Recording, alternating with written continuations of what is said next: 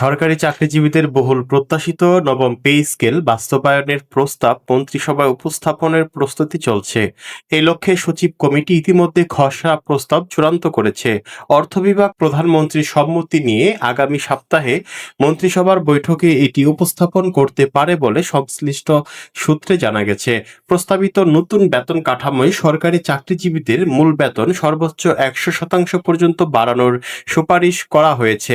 তবে সব গ্রেডের সমান হারে বেতন বাড়ানোর প্রস্তাব নেই।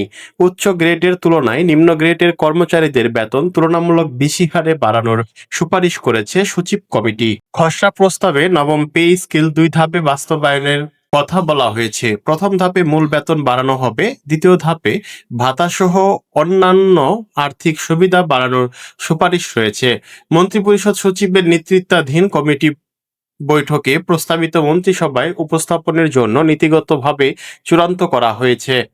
তবে মন্ত্রিসভার প্রয়োজন অনুযায়ী বাস্তবে বিভিন্ন বিষয় পরিবর্তন বা সংশোধন করতে পারে।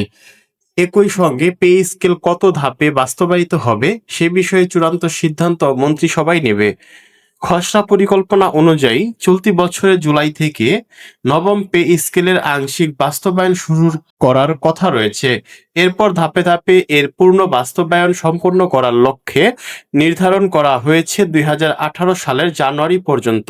এদিকে নবম পে স্কেল চূড়ান্ত করার ক্ষেত্রে বিচার বিভাগ সংক্রান্ত কিছু জটিলতা তৈরি হয়েছে। এসব বিষয় সমাধান অর্থমন্ত্রী আমির খসরু মাহমুদ চৌধুরীর নেতৃত্বে 7 সদস্যের একটি বিশেষ কমিটি গঠন করেছে সরকার।